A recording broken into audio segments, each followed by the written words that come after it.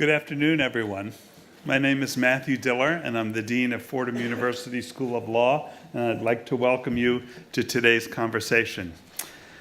This program is sponsored by our Center on National Security, which is one of our premier programs here at Fordham Law School that really centers on discussion, insight, and learning about critical issues that our nation faces in the world at large. And as part of our tradition of really focusing on key issues, we're very, very proud today to have Congressman Nadler and John Brennan with us, and I'll talk in a moment about both of them.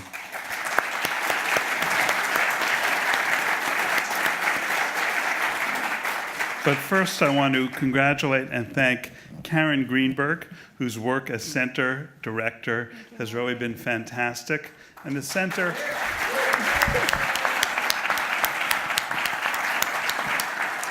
For those of you who have been to other Center events, you know what I'm talking about how Karen brings speakers to bear on critically important subjects time and time again for conversations that penetrate the soundbite and go really in depth about key questions around the world that our nation faces. And one of the main accomplishments of the Center is the creation of the largest database on terrorism prosecutions in the United States that is available to scholars and attorneys.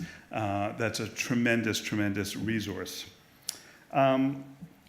I want to introduce our two guests today, both of whom they may have many things in common, but to me, the single most important thing is an origin in common, which is both are alumni of Fordham University.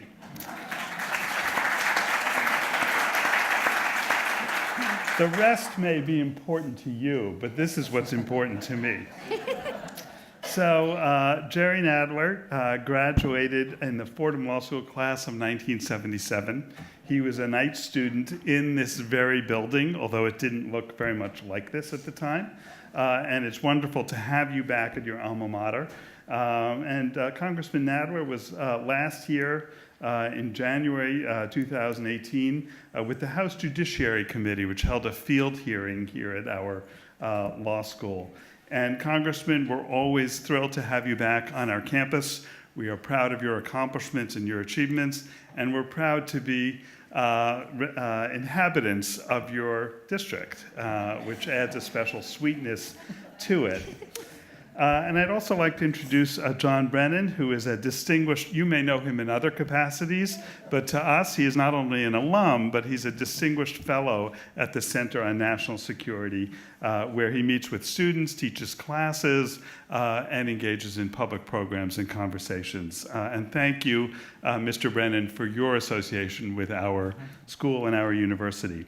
At the same time that Congressman Nadler was graduating from law school, Mr. Brennan was graduating from college at the Fordham Rose Hill campus. Mr. Brennan is a member of the class of 1977, and we are pleased that you are a frequent visitor to our school and our university, and a great member of our community. And at this point, I would say that I understand that you are here to listen to others, and I will turn the program over to you, Karen. Thank you.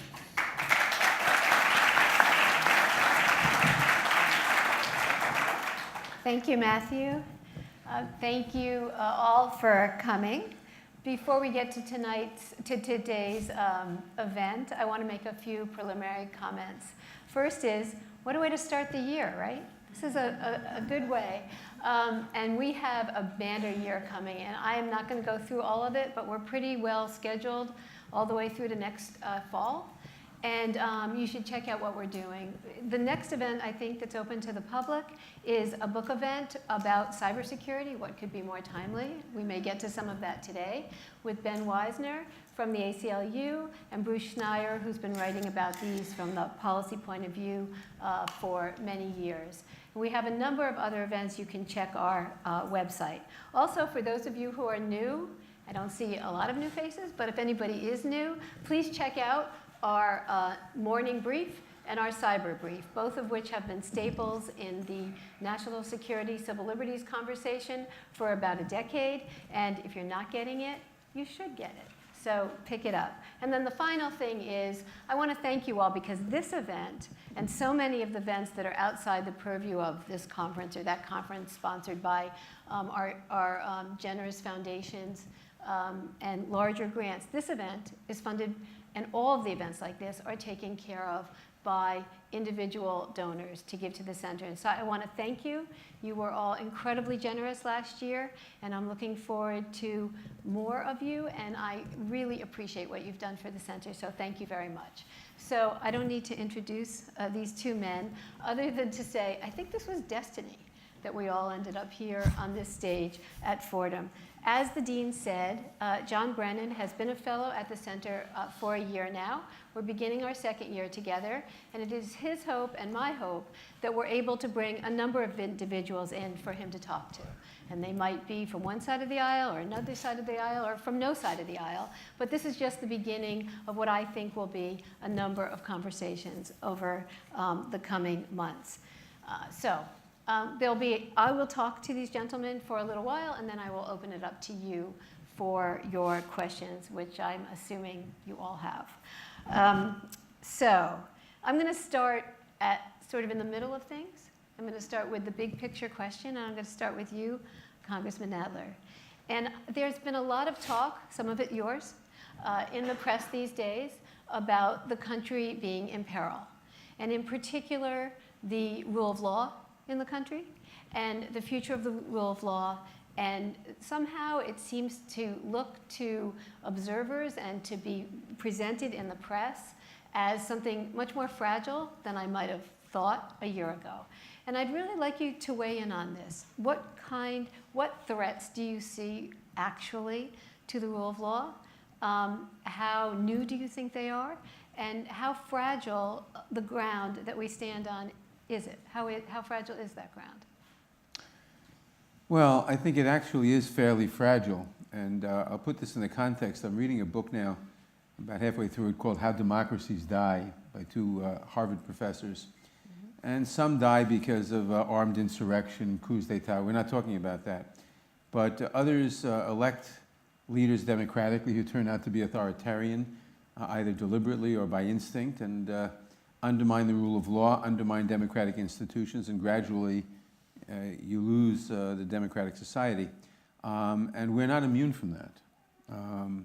And I see the rule of law as greatly imperiled. It's imperiled by a president who I don't think is deliberately undermining the rule of law. I think he has no concept of what it means. I think he has no concept of democratic procedure. But he's undermining it by assailing all the institutions that protect it, assailing the FBI, assailing the Department of Justice, trying to make the Department of Justice partisan. His latest tweet, why they, it's terrible that they indicted 2 Republican congressmen because it might hurt the election. I mean, the Department of Justice is supposed to be independent and is supposed to hold the rule of law without fear or favor no matter what. Attacking the press and getting a large proportion of the public not to believe anything in the press, attacking the judiciary to try to cow it, undermining the special counsel, doing everything they can to undermine all these institutions that we depend on to protect the rule of law and to protect our democratic institutions. And that is joined by the abdication of the Congress. We depend in the Madisonian scheme under the Constitution on one branch to keep the other in check, checks and balances. We depend on the Congress to hold the president, any president, accountable and to place limits on what he may do. And this Congress, the Republican leadership in this Congress, has chosen not to do that at all.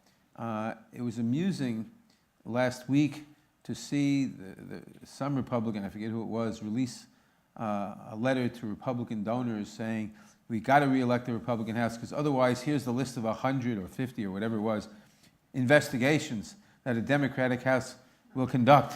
And he gives a list, very convenient, but in effect saying, here's the list of all the investigations we should have been doing but aren't. And if they're elected, they will.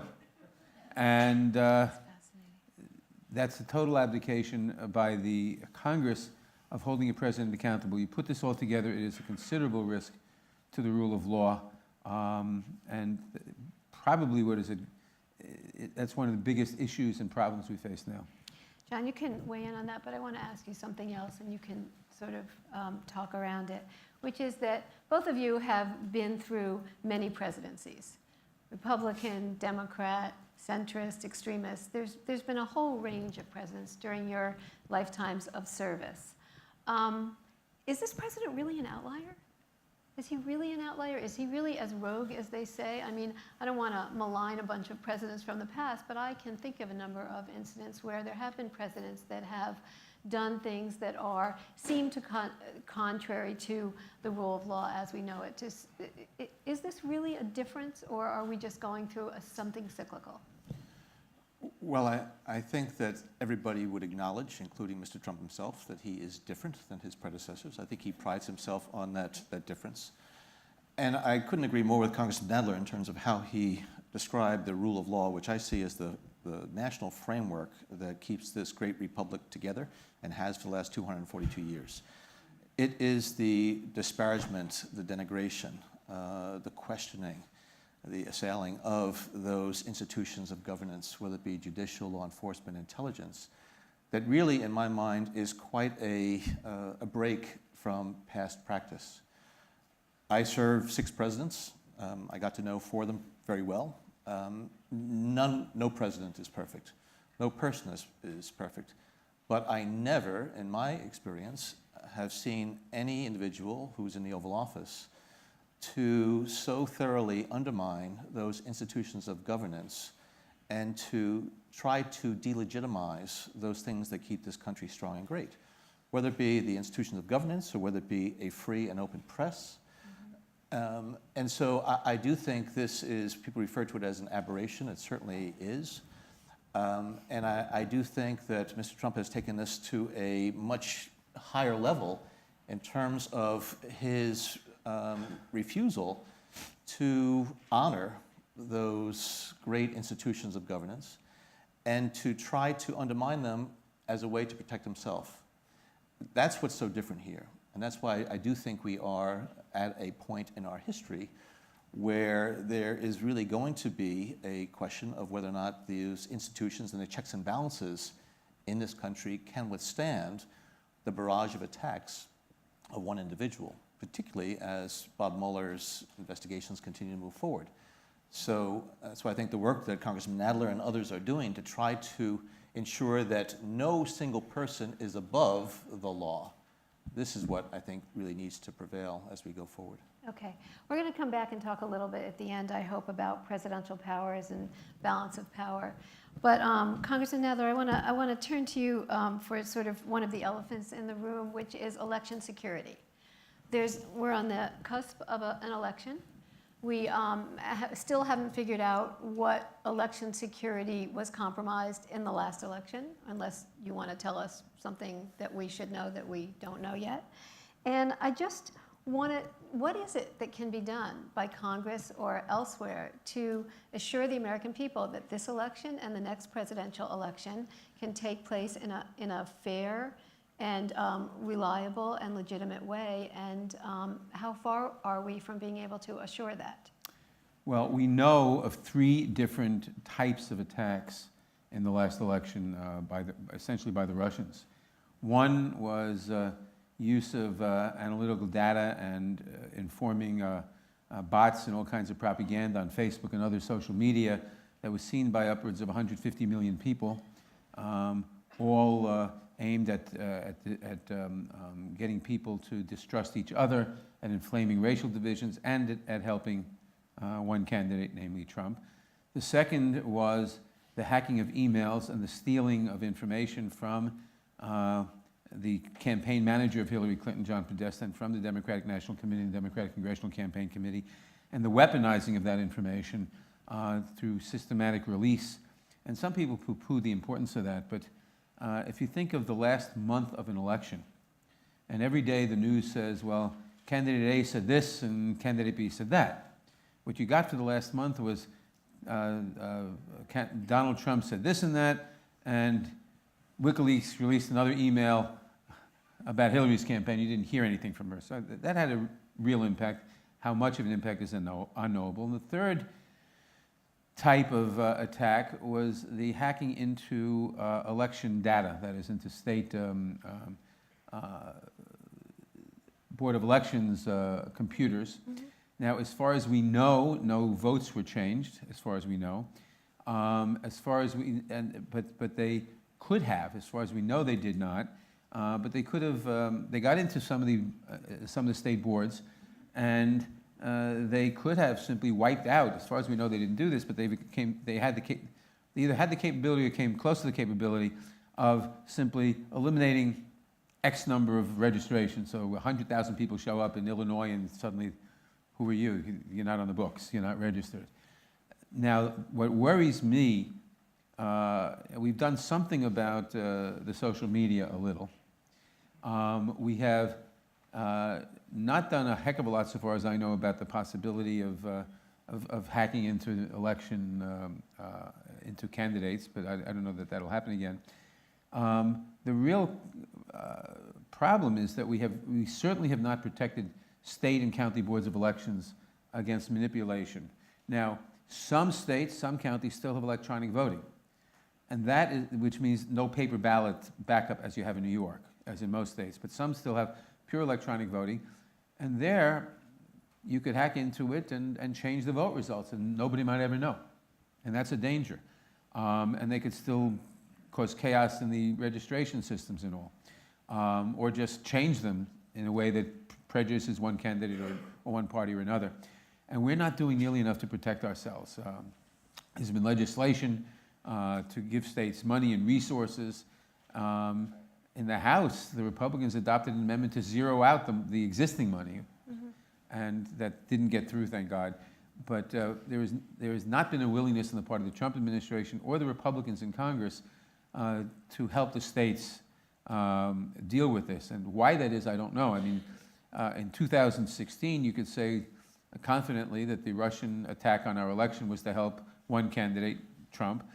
Next time, who knows? It could be to help Democratic candidate A and Republican candidate B or whatever, or just to sow chaos. But for some reason, they have not been willing to really step up and do anything about this.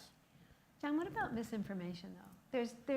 There's the hacking part of this and the tampering with the voting, but and I feel like that's something that we should be able to handle, just in terms of expertise and professionalism and technological savvy. But the misinformation campaign that seems to have been at the root of the allegations about the 2016 election has, from your point of view, do you think that this country is ramped up to prevent this again? And how do you approach this kind of problem? Well, since the birth of our nation, electoral politics have lent themselves to hyperbole, embellishments, really and sometimes dishonesty and mischaracterization. And usually it was, for a couple centuries, the realm of print media and the few television networks that are out there. But over the last couple of decades, there's been this explosion within the digital domain that is now the ecosystem where so much information is resident and available, from the true and accurate to the ugly and false. And that new environment is the place where most people these days do get their information. And so it has lent itself to being exploited by those who want to try to manipulate people's perceptions. Mm-hmm. So there's just so much more opportunity now than there was in the past. And unfortunately, whether it be domestic individuals who just want to create havoc or have political agendas, so they want to really skew people's understandings of issues, or it's our foreign adversaries who now see the opportunity to go into that environment and to propagate its narrative and its version of the truth. And so this is a real challenge for us, and certainly in electoral politics. So when I was seeing the Russian efforts in 2016, it brought home two things to me. One is that the Russians are going to be determined to try to influence US politics, and they are quite capable of doing it. But that exploitation of that digital environment is something that the Russian exploitation is a symptom of. And I still don't think that we as a country have come to grips with just how important it is for us to do what we can to make that digital environment as secure, as reliable, as resilient as possible. And it's a thing that when I was in government, it made my head hurt the most, because it really is a very, very complicated issue.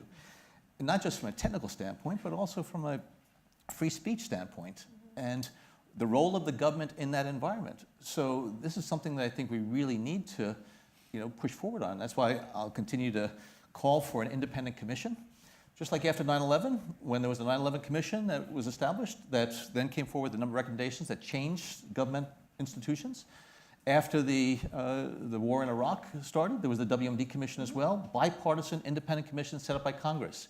There needs to be a similar one for the cyber environment, so that we bring together all of the smart people, the technologists, the futurists, the scientists, the private sector, business people, to say, okay, how are we going to deal with this environment to ensure our future safety, security, and prosperity? I'm not smart enough to know the answer to that, but I'm smart enough to know that we really need to do this from a strategic standpoint. Otherwise, we're going to be facing the equivalent of 9/11 there, and we should do this before we hit that crisis point rather than after. Do you think we're distracted, Congressman Nadler, and that's why this hasn't happened? Are we distracted by the political environment? I mean, why hasn't this kind of commission been stood up? Could Congress take a role in this? Congress should, certainly, and it's a good idea to set up such a commission, I think. I think we have been distracted. The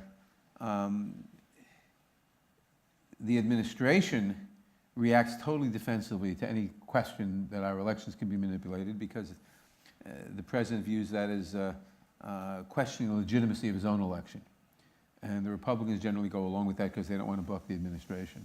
I mean, I can't think of any other explanation for why they would oppose funding to protect our elections. They just don't want to admit that there's a real problem there, because that could be read as calling into question. I mean, remember, all of our intelligence agencies tell us the Russians tried to rig the last election in favor of one candidate. Half the Republicans won't admit that that happened. And certainly the administration won't admit that that happened. So when you're putting your head in the sand, it means you don't want to deny certain realities. It inhibits you from taking steps to prevent those non-existent realities in the future. I think it's what's really going on.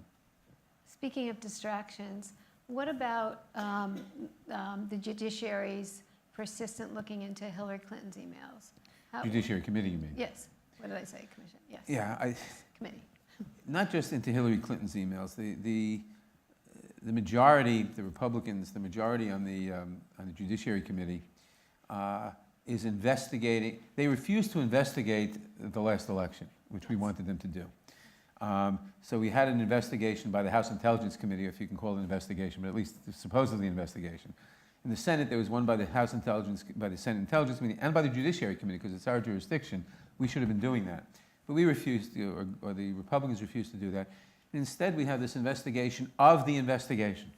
The investigation of the investigation that resulted in no charges against Hillary, and an investigation of the beginning of the Russian investigation to show that it was poisoned at the beginning by biased people, Peter Strzok, Lisa Page, Bruce Orr, other villains, and I suppose they don't put it this way, but poison the fruit of the poisonous tree, and therefore we should discredit Mueller and whatever he finds, because after all, it was all started for terrible reasons by terrible people.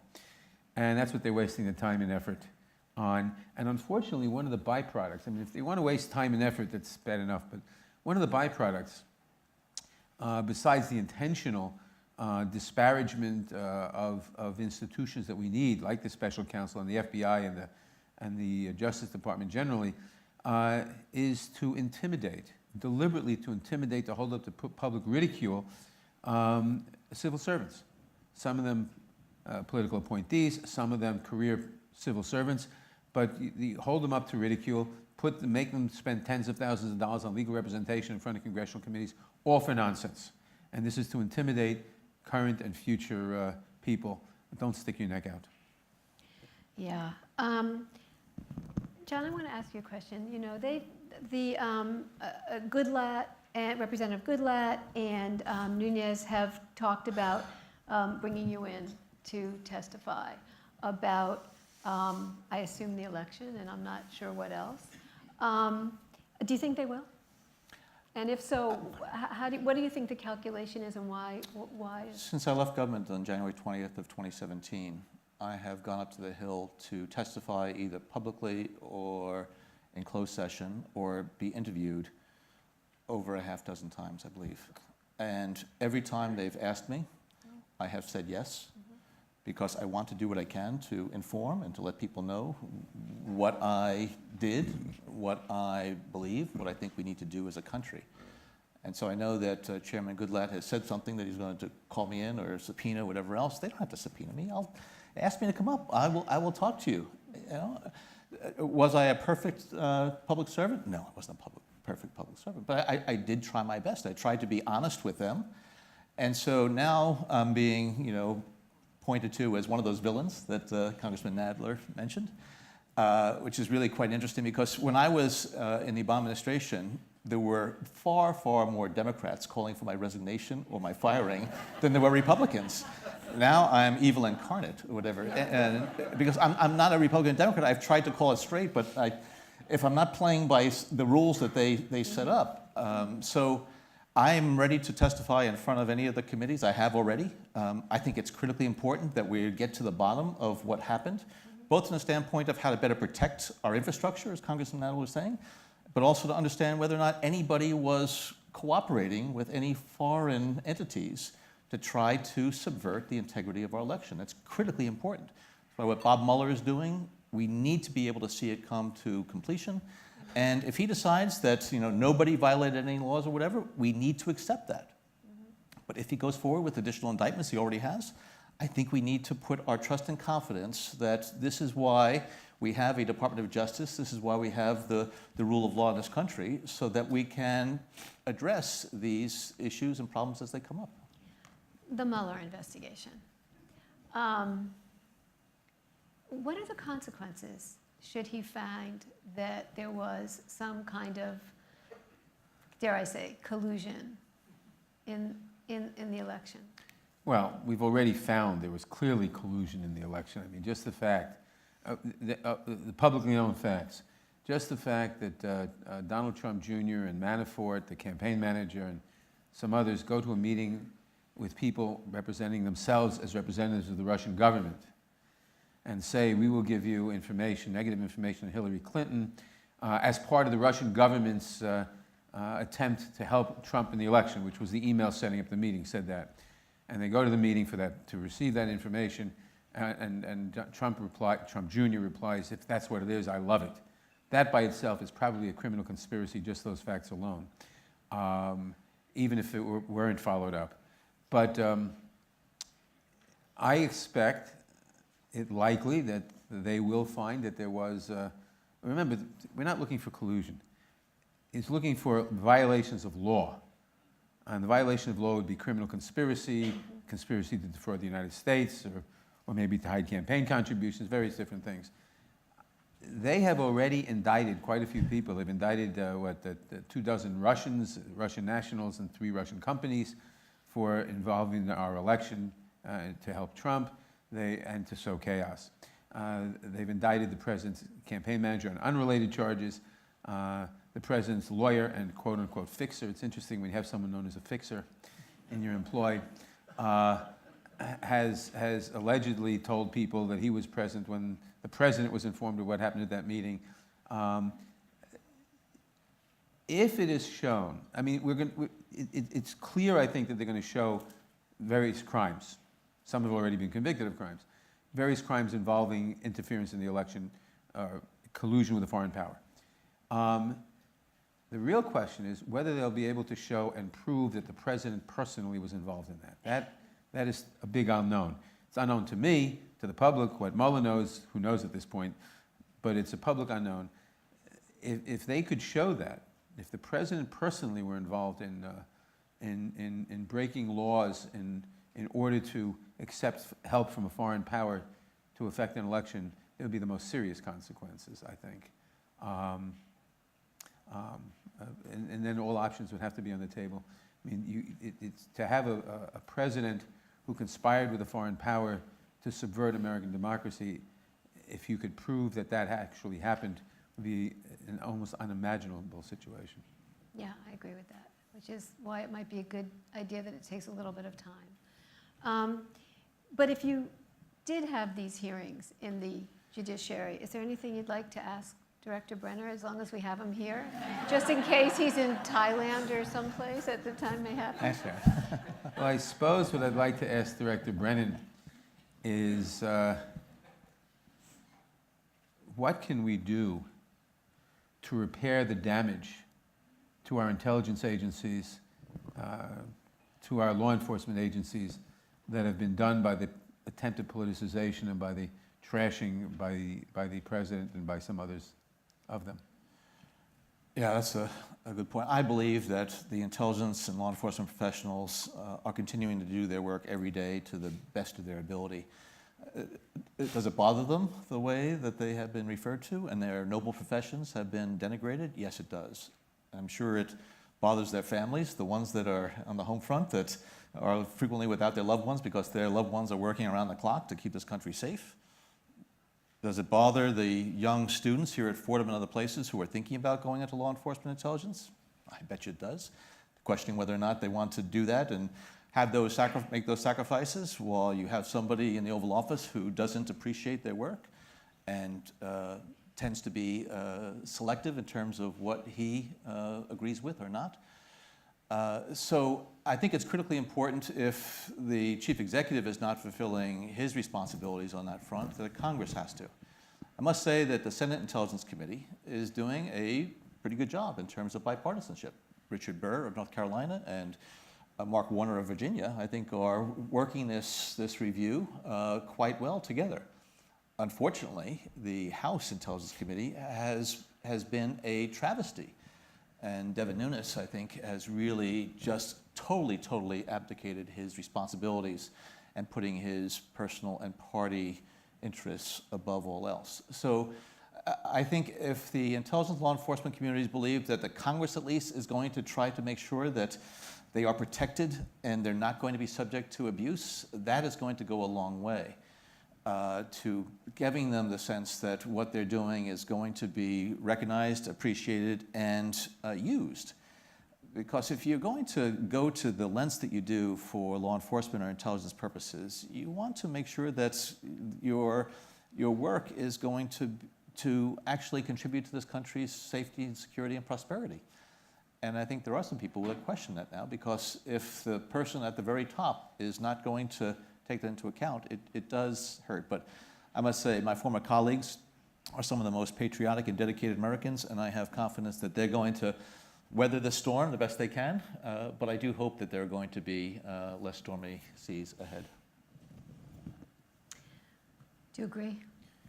Well, I agree, and I would ask a further question, which I don't expect an answer to right now, but I'd simply say that if we take the majority, the Democrats that is, I would want to know if you think there are any statutory changes that we can make to further protect the CIA and other agencies against some future president who might have similar attitudes. Well, I know there are a lot of issues that are being looked at right now, and I think your committee is well placed to address whether or not there can be some legislative initiatives to try to protect the special counsel. Special counsel, certainly. We have such a legislative initiative, which was reported by the Senate Judiciary Committee, has not held a hearing on the floor, and of course in our House they won't look at it. Yeah, I mean there are, I guess, constitutional questions. I'm not a lawyer by any stretch, although I've spent more time than I would like to admit with lawyers. But a question whether or not the president's constitutional authorities can be adjusted by the Congress like that. But I think I don't think the framers of our Constitution anticipated the events of 2017 and 2018, and so I think. You think they did? They didn't anticipate this, but what they didn't anticipate was the development of political parties. That was the problem. So that, for example, there was a discussion, and I always forget whether this was at the Constitutional Convention or at the Virginia Ratifying Convention of the Constitution, but there was a discussion of the pardon power at that convention, and a delegate named James Iredell, who was worried about the pardon power being considered being too broad. And he raised the question and he said, well, what if the president engaged in a criminal conspiracy and pardoned his co-conspirators to hide and pardoned his co-conspirators. And Madison answered, oh, that could never happen. If that ever happened, he would be immediately impeached, thinking, obviously, the impeachment power was a limit on the pardon power, and not anticipating the fact that nobody's immediately impeached because you have a political party that's allied with the president who's not going to be so eager to do that. So things have not developed in that way, but they did think about it. But I guess there are questions about whether or not a president can pardon himself, since it's not explicitly precluded by the Constitution as well. And I think it was Washington who talked about the real concerns about partisanship in this country, that was going to divide us. And certainly over the last couple of decades in particular, asked me before about, is this so different than in times past? I have never seen the degree of partisan rancor and animus and dysfunctionality in Washington that there is today, including on the intelligence front. I remember when I used to go to intelligence committee hearings years ago, each member, whether it be the House or the Senate, they would put their party affiliation at the door. They'd park it there. National security and intelligence and law enforcement would not become a political football. Well, unfortunately, it has become it, and I think it's been accelerated and intensified because of some of the things that are coming out of the White House. But has that become a political football since the Trump presidency, or was that already underway before that? I think the trajectory was in that direction, but then I think there has been acceleration since then, because so much is looked upon in terms of what the president, what he or she might say or do, and it just sets a tone for everybody.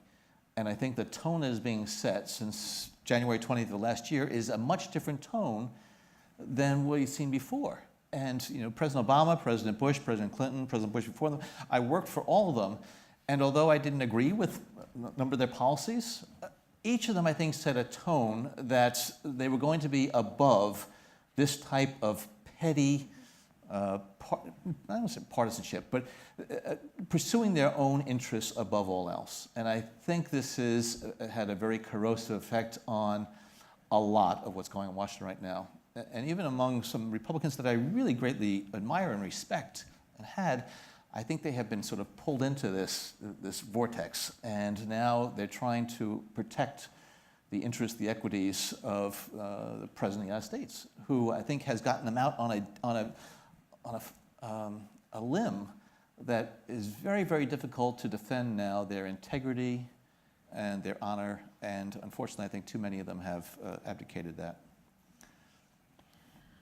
Which brings us to a discussion, as I said, we get back to this, of the presidency itself, which is that the things that this president is doing seem to defy reason, but they don't necessarily defy the law. The president, they may, but they may not. The president does have tremendous powers that he can exercise. And what I'm really getting at is here, do you think when the dust settles, there will be some rethinking of the presidential powers and how they're construed and articulated? Because there are other presidents who could have done this, and they didn't. So is it really, and you talk about tone, is it really just a matter of, and we've always kind of said that, God forbid so-and-so should be in the White House, or do you think that we may be getting to a rethinking of just how powerful the president should be or is? I'm not sure how to answer that, except to say that we depend, any democratic society depends not only on written constitutions and laws, but on adherence to generally accepted norms, norms of behavior. You don't attack the press too much. You can disagree, et cetera. And Spiro Agnew attack the press, but within limits. You don't attempt to persuade people that everything you see and hear except from my press or my office is fake news.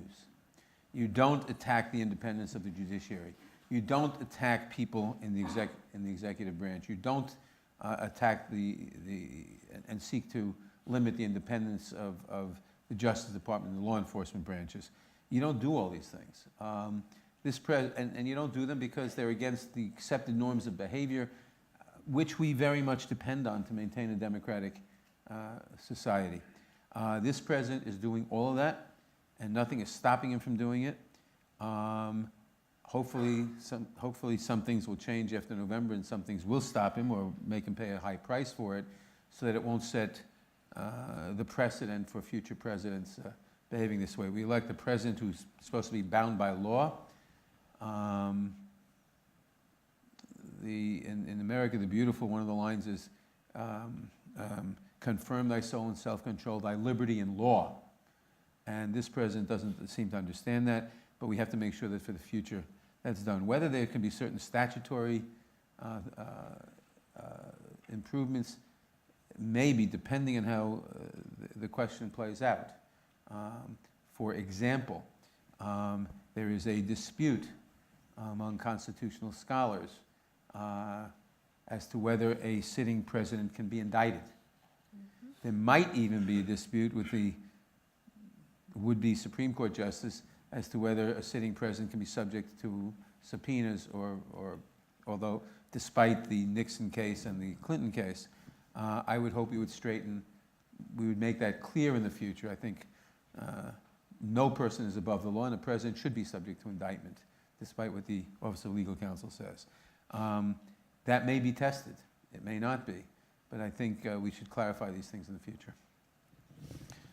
I'm an advocate of having a strong chief executive. Having worked in the government for many, many years, I see how important it is for there to be somebody at the very apex of government who's able to orchestrate and to lead the government, and particularly at times of crisis, whatever else. And I think we've seen ample demonstrations of that over the years from presidents of both parties. I think over the years, the two-party system and the primary process that would identify candidates from each party did a pretty good job of weeding out those elements who might have been on the fringe or reckless or irresponsible. But unfortunately, I don't think that Mr. Trump had the experience, the background, the credentials, the maturity to fulfill that office. And what I would be hesitant to do is to really change the system because Mr. Trump became president. I wouldn't want him hamstrung. When I was working in the White House for President Obama's first 4 years and then at the CIA, I frequently would be frustrated that Congress had such a check over the presidential powers because I really wanted him to be able to do more things. Now I'm sort of on the other side of the ledger. I'm looking for Congress to exercise that restraint. So I think we have to be very, very careful about taking apart the system of governance and our executive branch framework because somebody like Mr. Trump happened to find his way to the top of the political party primary system and then find himself in the White House. I would generally agree with that, but I'd make two broad caveats. One is presidential war-making powers have come out of control in the last 40 or 50 years, certainly since World War II, and that's something we should deal with. Secondly, it was interesting that you said the constraints or the gatekeeping function. Political parties have performed a gatekeeping function against demagogues and charlatans becoming the president. But we have, without perhaps thinking about it, we've removed the ability of parties to do that. Initially, after the revolution, caucuses nominated the candidates for congressional caucuses nominated the candidates for president. Then with Andrew Jackson, you got the institution of the party conventions, which were really conventions of delegations from separate state parties. But those delegates were selected to a large extent by what we today call party bosses, local operatives, local heads, etc. And they could get together and say that Joe, he's a demagogue, he can't win, let's support him. And that proved too rigid, certainly in 1968, when it was too rigid to allow the dominant opinion within the Democratic Party electorate of opposition to the war in Vietnam, and it was a block against that. You nominated a candidate who was pro the war in Vietnam, and the result was, besides electoral catastrophe for the Democrats that year, the result was a felt need to really reform the system, and it was reformed.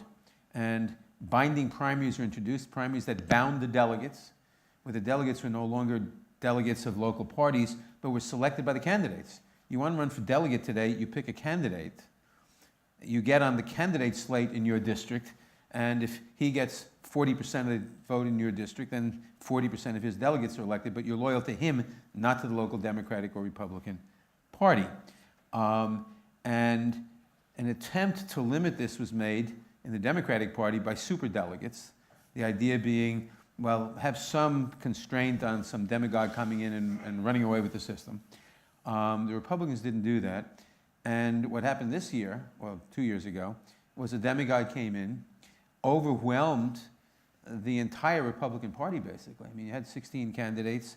Virtually nobody in the power structure of the Republican Party wanted Trump. But his appeal, whatever it was a lot of, I think it was racism, ethno-nationalism, all kinds of things, just overwhelmed it. And they nominated a candidate that nobody in the Republican Party, I shouldn't say nobody, very few in the Republican Party would have selected to start with. Democratic Party, the superdelegates are essentially gone now as of last week, and never had a real impact anyway. So the two political parties' gatekeeping functions are largely eliminated. Someone with a demagogic appeal, it has now been very clearly shown, can steal a political party, even if he has tenuous allegiance to that party, no history with that party, but a demagogic issue now. And that's an issue we're going to have to deal with somehow in the future. We have to find a better balance between enabling parties to perform a gatekeeping function, and which they no longer can, as was just shown, and not allowing a party structure to deny the felt will of a majority of the party over the war in Vietnam or whatever other issue may come up. We haven't got that right yet. We're going to get to your questions after this, but I want to just ask you one question following up from this, which is,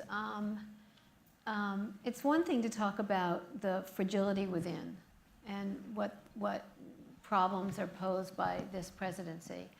But we hear every day in the news about how we're under attack from without, whether it's because of Russia and the election, or Russia and other things, or China and intellectual property, which has been in the news in this past week, largely because of the president, but also elsewhere, or Iran, or North Korea.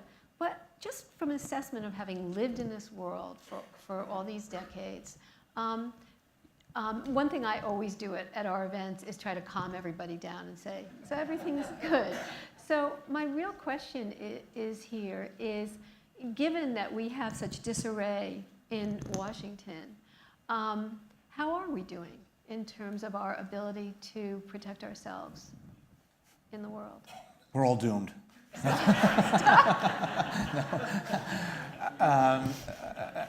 Okay, thank you for sharing that with us. Well, you're right, and it goes back to, I think, what I was mentioning before about the digital domain. There's so much opportunity there for good, but also so much opportunity to try to steal intellectual property rights, or to gain our secrets, or steal identity information, or whatever. But I do think that this country's system is very strong. There are a lot of things that we need to do to better protect our critical infrastructure, whatever else, but we've come a long way. We really have. And I think we've increased and enhanced our resilience as a country. Our economy is doing very well. I'm not going to say that Mr. Trump had nothing to do with it, but I think it was on a very good trajectory over the last number of years. But these issues that this administration is having to deal with, such as North Korea, Iran, cyber, other things, these are complex and complicated issues. And as Congressman Nadler was talking about before, mentioning demagogues, what demagogues do is try to exploit the fears and concerns of people and come up with simple solutions that are anything but. And that's why I think it's being seen now that the summit in Singapore that took place between Mr. Trump and Kim Jong-un was a big marketing and showpiece, but there was really no substance there. These are issues that really require some of the best minds in this country to really work through over time.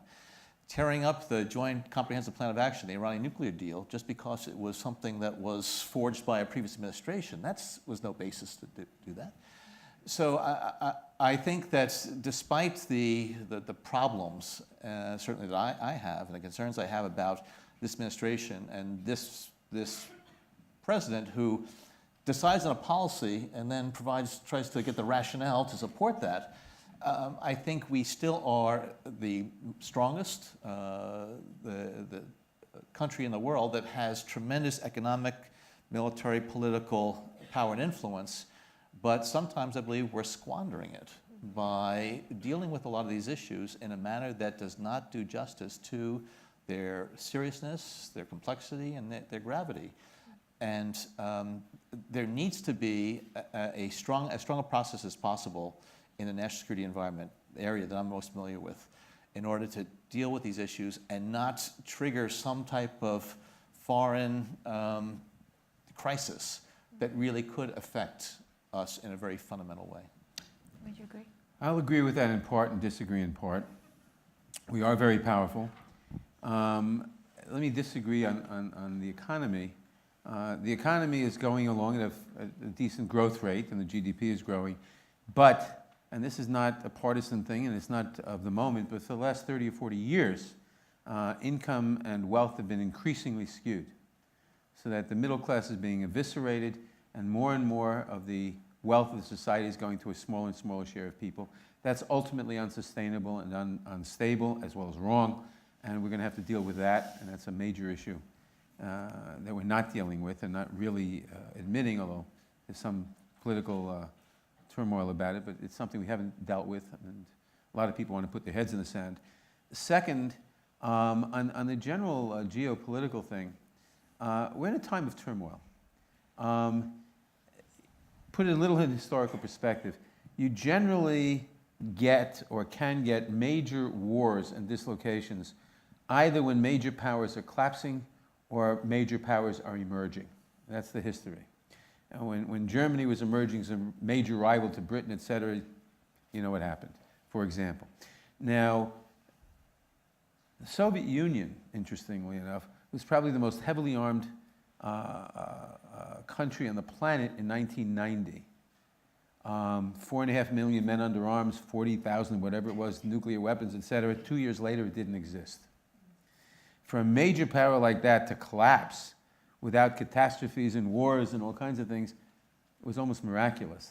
I think Gorbachev deserves a lot of credit for that. But that we lucked out on, or maybe President Bush handled it well from our end.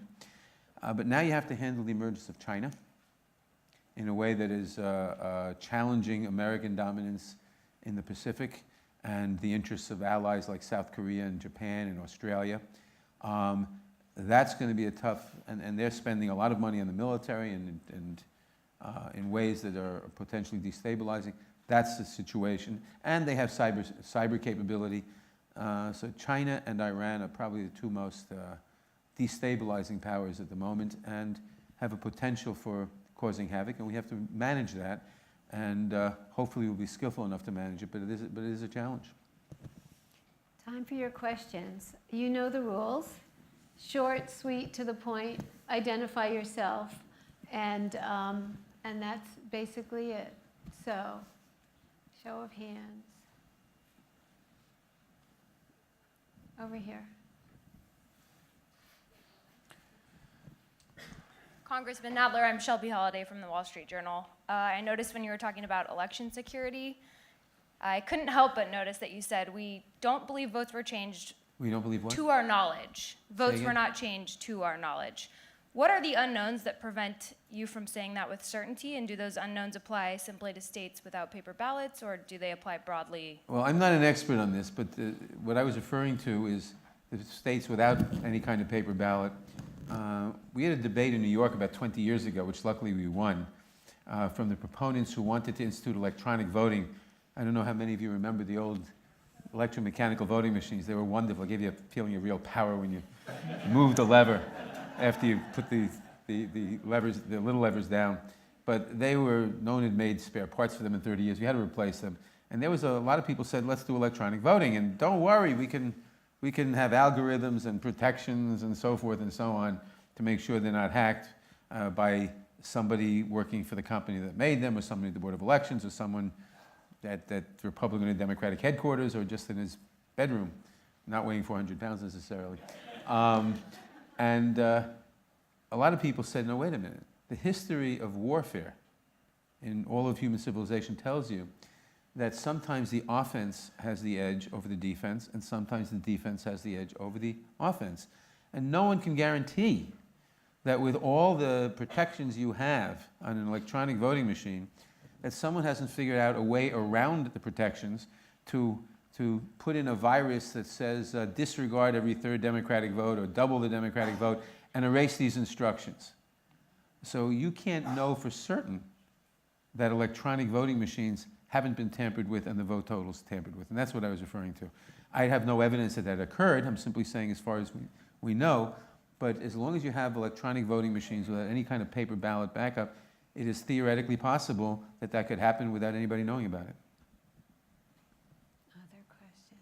Over here in the front row. My name is Kelly Worthington, student veteran studying international relations here at Fordham. My question is pretty general, but it could be broad. What state or group, in your opinion, possesses the greatest risk to global security and stability in the next 10 to 20 years? Well, given Please that go Congressman Nadler's here, I won't say Congress, but there's a part of me that thinks that. He didn't mean It's probably the groups that we don't even know about right now, particularly in the cyber realm. One of the trends that I noted in my last several years in government is how many groups were sprouting up that developed new types of malware or phishing techniques, whatever else, that would offer their services and skills to foreign intelligence services, whether it be the Russians or the Chinese, the Iranians, or others. And a lot of those intelligence services took them up on it. Even if they had indigenous capability, what they wanted to do was to attenuate the connection between the actual attack and who had authorized it. So, as we saw in some of the indictments that the Department of Justice handed down earlier this year, the Internet Research Agency, a Russian entity that had Russian citizens involved in it, sometimes they're former intelligence officials or not, but they offer their services to these countries, these governments, these intelligence services. And so there are some really diabolical schemes that are out there on the part of individuals who can navigate into systems, whether they're going into the voter registration rolls, whether they're going to try to get into electric grids, whether they're going to get into financial systems that can develop these capabilities to exploit, and which makes it very, very difficult for the US government to determine, first of all, who actually is responsible for doing something and how we respond to it. And so these are the types of, I'm really concerned about that digital ecosystem in terms of how it can be taken advantage of in the future. Okay, and a follow-up question. Do you think that so states are more likely to move on to funding individuals or supporting groups over being hostile themselves? Again, I think they're going to try to camouflage and mask their responsibility for these types of things, that they're going to look for cutouts. And I've given the example before. Last year, the Department of Justice indicted 4 individuals for the hacking of Yahoo emails that took place a couple of years ago.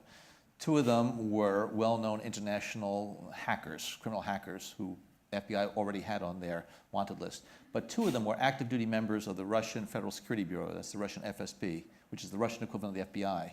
They collaborated in order to do this because there are some mutual interests. And so this is a trend, this collaboration model between those who are carrying out these attacks and the governments that authorize them. It's very, very difficult to deal with that. So yeah, I am concerned about that trend. More questions in the middle here. No, in the middle here, back there. Thank you, Gunnar. Hi, Marcia Annenberg. This is for Representative Nadler. How can Congress protect our federal agencies in the future from a president who in effect wants to destroy the mission of these agencies? For example, EPA is turning back clean water and air regulations. National Parks is bringing in mining and gas exploration. How can Congress protect our agencies in the future?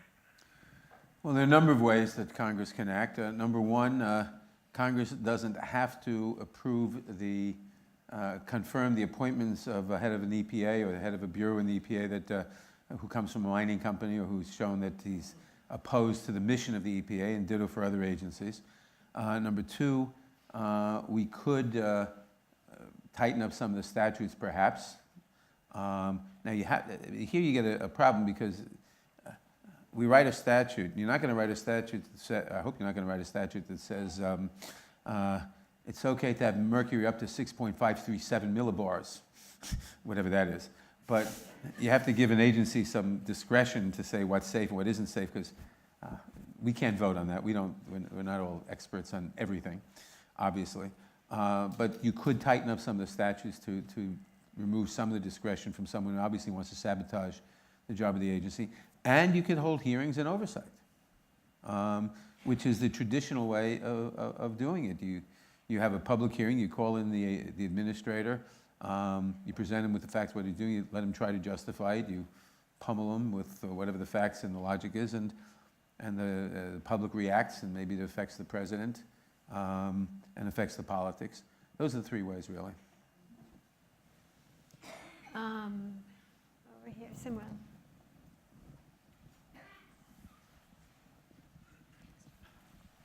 Hi, Simran Maker from the National Committee on American Foreign Policy, and this question is a bit delicate, but it would be great if both of you could address it briefly. So we spend a lot of time in the media and in these conversations and dialogues talking about the state of the union and how it is not great at the moment. What we don't spend a lot of time talking about, and has become somewhat of a taboo subject, is how we got here.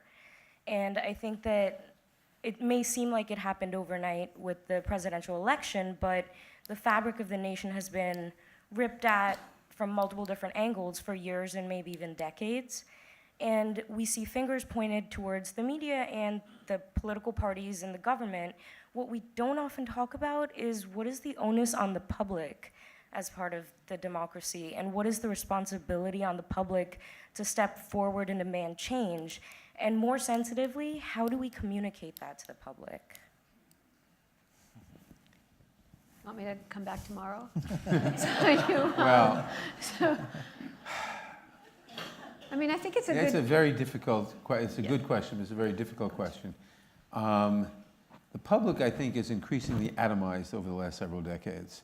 And certainly people have observed that participation in most things is down, whether you're talking about participation in the membership in local Democratic or Republican clubs or in bowling leagues. Alexis de Tocqueville commented in 1835, I think it was, on how organized America was, how many associations we had. And for various reasons, maybe the invention of television, I don't know, that has greatly decreased in the last few decades. And that's it's partially responsible for this. I'd also add that I think that what has declined, and maybe it hasn't really declined, maybe I'm just imagining how good the old days were, but what has really declined is civics instruction in the schools. And you just don't see much of that. People don't understand how government works or how democracy works, or they're not taught critical thinking. That's another long-term problem. I'm not sure what else to answer about that. John? Democracy is messy. It really is. And I think governance in the 21st century is a lot harder than it was in years past. So much is taking place. And I think, as Congressman Nadler said before, and I agree with him, there is this income and wealth disparity. There's so much positive has happened as a result of globalization. But we have to be honest that there are some people that are being left behind as a result of globalization. They see their way of life changing, they see the composition of their country changing, and they're reacting adversely to it. And it really takes enlightened and wise leadership, I think, to be able to try to lead a country that prizes itself on freedoms and liberties and freedom of expression, but at the same time you have these real challenges of the 21st century. And that's why I think people have been talking about the sort of decline of the liberal democratic order, because a lot of governments and officials who are incompetent or unable to deal deftly with all these challenges will resort to authoritarianism and the autocratic tendencies to suppress freedom of speech, to suppress political opposition, to use your security and intelligence services to control your people. and to delegitimize the judiciary and the press. And so, yes, there's a responsibility on the part of the government, the public, but it is, I think, one of the challenges that we're going to be facing more and more over time because of the technologically driven changes that we all can take advantage of, but at the same time, we're not all going to rise at the same rate in the same way and with the same attitudes and perspectives. People who grow up in New York City really value the multi-ethnic richness of the urban center, while people in the Midwest who've only known their rural community for their entire lives are seeing it now being eroded because of globalization and other types of things. These are really tough issues. And that's why demagoguing that takes place in Washington that doesn't take into account these challenges, really, it's the snake oil salesman who basically says, I have a solution for it, this is it. They're simple and simple-minded, and they are, I think, false. And that's why I think honesty is so critical in politics and in governance in the future. To be honest with people that these are tough problems that we need to be able to address, and to put, the country's future first as opposed to their own personal or political interest first. Let me add one thing which I should have mentioned right up front, and that is the increasing importance of money in politics. It has become so much more expensive for anyone to run for anything. When I ran for the State Assembly in 1976, the very contested primary, we spent a grand total of $15,000. And the other candidates spent about the same, more or less. And that, in today's dollars, is probably $50,000, $55,000. Today, you see State Assembly seats, 800,000, $1 million for a primary. In a general election, they could double that for a local race, and congressional seats. And that has several very bad effects. Number one, it has obviously tremendous power for the people who give the money, which is, I think, 0.1% of all the people. It distorts electoral results, and it breeds a terrible cynicism. People think it doesn't matter what I think, my vote doesn't matter, what counts is so-and-so's $1 million contribution.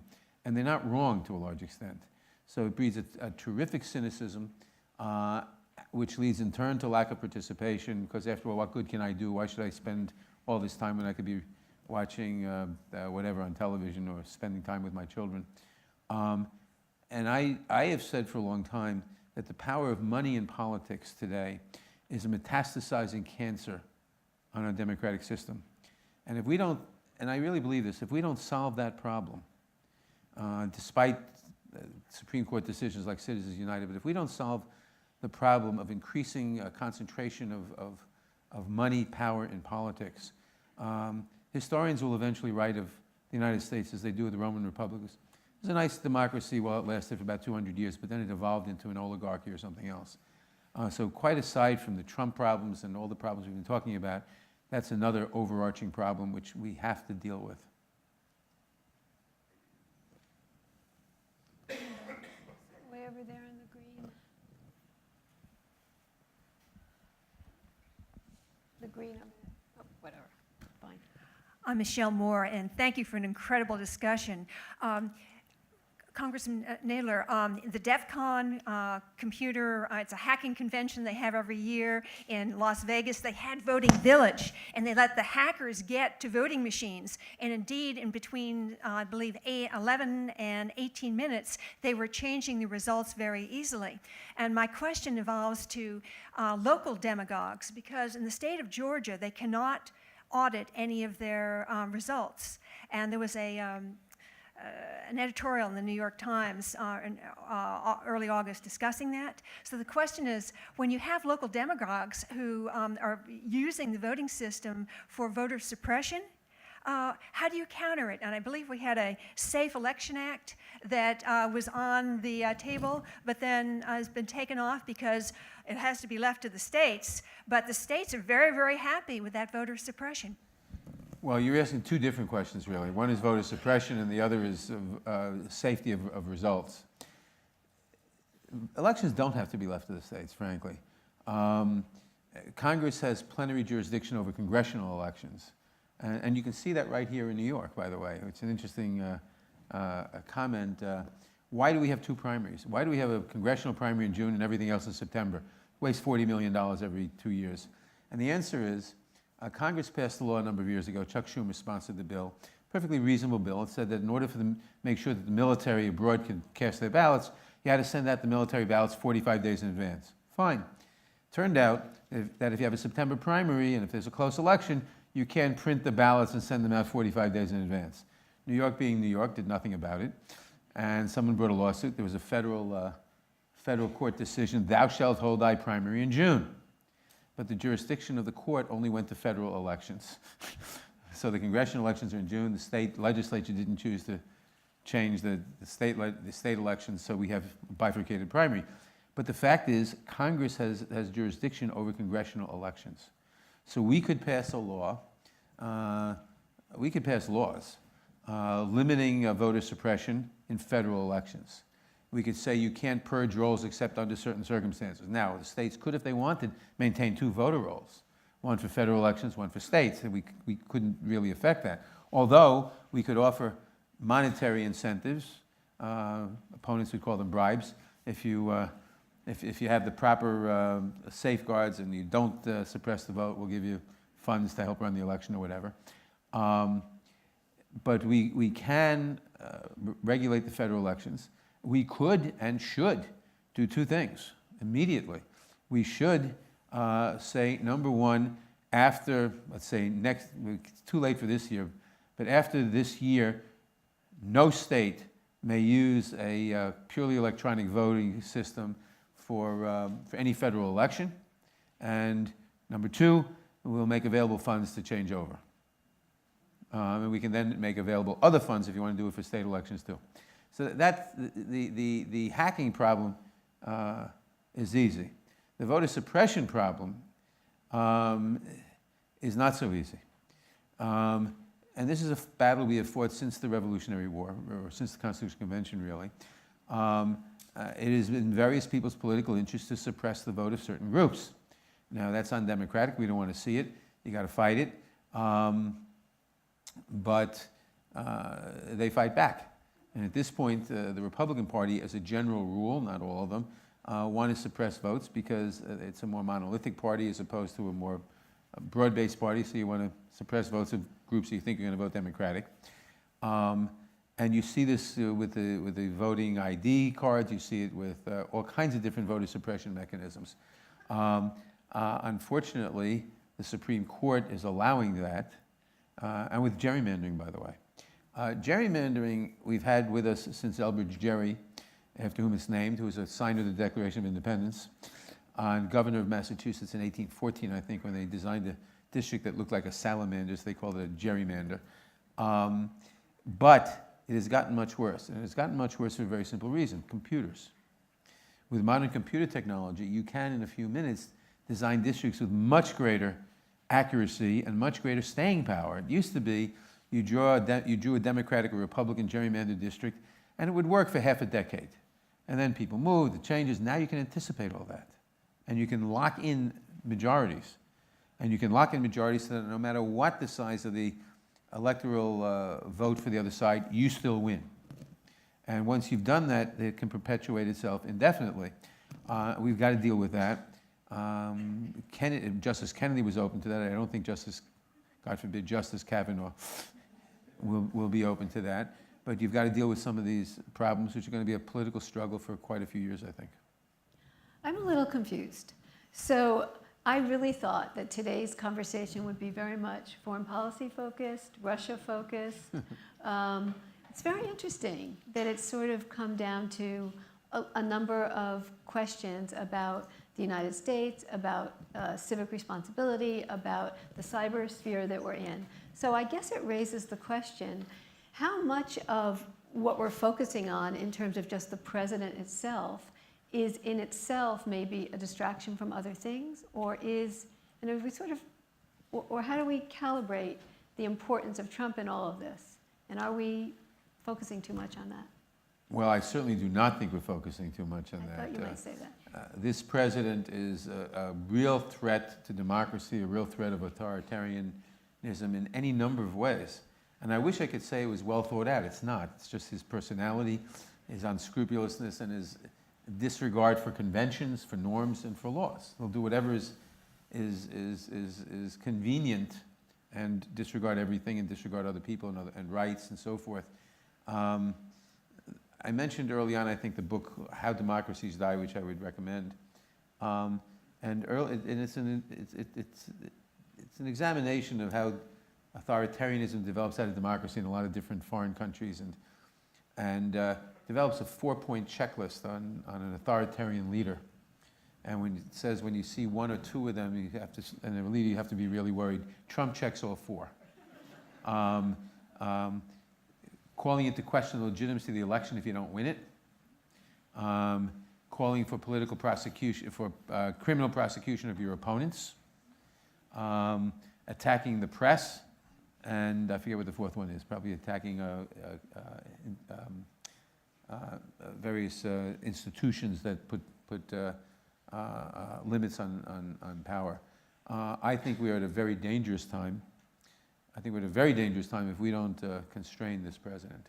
Not only because we could be left with a much weakened system, but that provides precedent for the next guy. Final thoughts? I think discussions like this are very important, and I think Congressman Nadler and other members of Congress, Republicans, should get together and speak openly and honestly about where we are right now in this country and the challenges that we face. I have, I think, developed somewhat of a reputation of being a bit outspoken at times, and I have been very critical. I have to remind myself also is not just be critical, but to be constructive. And because I remember when I was in government, everybody was criticizing me, and probably with a fair amount of justification. But we need to be able to get past the problems that we face now. We need to think through how we're going to be better as a country, how we're going to learn the lessons that I think have been really hard fought over the last 2 years or so. And as we were talking before, what could we do to ensure that we're not going to be facing similar types of issues like this in the future? But I need to do a better job personally about trying to be more positive and constructive in my outspokenness. But I don't think we should ignore the fact that this is, in my mind, a very, very serious time. And I think the next several months are going to be very serious, and we could be facing real crises that it's going to be up to individuals like Congressman Nadler and others who have the responsibility and the authority to help navigate us through some very, very choppy waters. And this is where I think the public, unfortunately, we've been polarized so much as a country that we need to try to bring ourselves back to the middle a bit, because ultimately we need to find a way that we're going to be able to be a country of American citizens who are going to live with each other in the future. And so I give you credit and Fordham, and that's why I think 2 alumni here are willing to spend our Tuesday afternoon right after Labor Day to talk about these issues because they're so critically important. So on that note, I don't need to make any final remarks because that said it all. Thank you, gentlemen, for coming. Thank you. Thank you. Yes.